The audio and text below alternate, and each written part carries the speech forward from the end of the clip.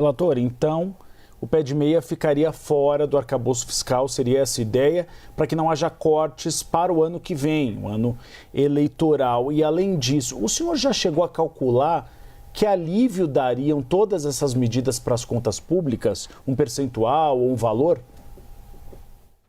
Não, ele não fica fora do arcabouço. O pé de meia ele foi financiado pela criação de fundos específicos, obviamente que não tem recurso todo ano para isso. O que a gente está propondo é colocar ele dentro do orçamento da educação e transformar ele na lei com uma bolsa.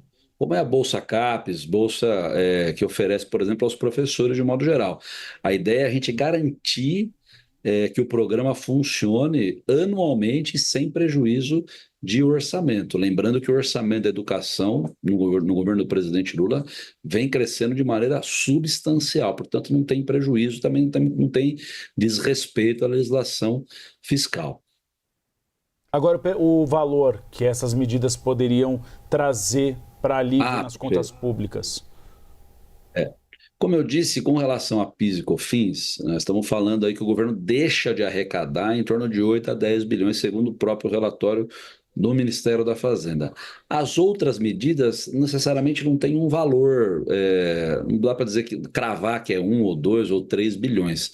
É mais uma reorganização e uma imposição de limites a esse gasto, que muitas vezes acontece para além da capacidade de execução do governo. Então é difícil você falar em valores, lembrando que dessas medidas, nenhuma delas são arrecadatórias. Nós estamos falando em controlar gastos no orçamento para que a gente possa ter mais assertividade com relação à execução. As medidas arrecadatórias, os tributos criados sobre juros de capital líquido, sobre fintechs, enfim, eu não estou colocando no texto porque eu penso que essas vão ter contradições.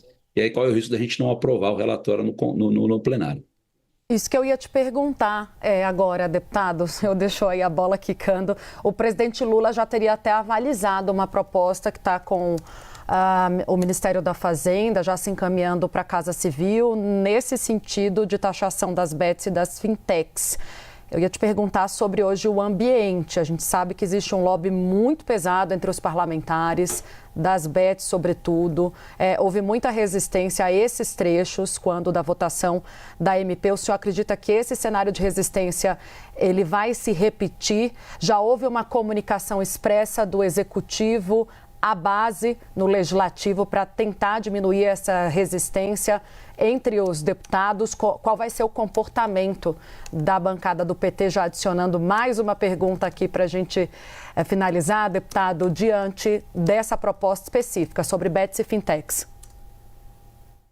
Olha, a posição da bancada do PT é muito clara com relação a esse assunto. Nós somos, como fomos na votação da urgência de taxar os que a gente chama de BBB, né? Bancos, bets e bilionários.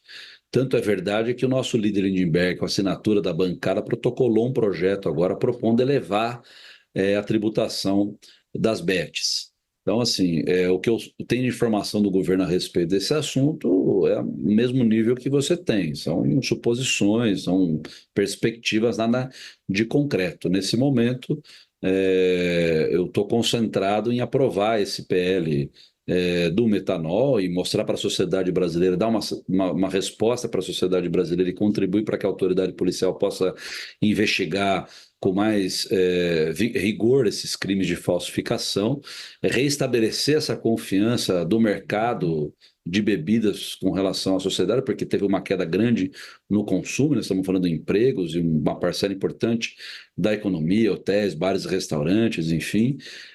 Agora, com relação a novas propostas de cunho arrecadatório, é uma medida que deve estar sendo estudada pelo ministro Fernando Haddad, com a participação do presidente Lula, mas eu não tenho essa informação com exatidão. A posição da bancada do PT é essa, que nós deveríamos aumentar os tributos para esses setores como uma maneira de oferecer justiça tributária, ou seja, são setores que pagam muito pouco perto daquilo que faturam, para que a gente possa direcionar esses recursos a políticas que possam fomentar a economia real, o setor produtivo, que gera mais emprego, que tem uma margem menor na sua atividade, portanto, precisam do Estado ali incentivando, né, esse crescimento.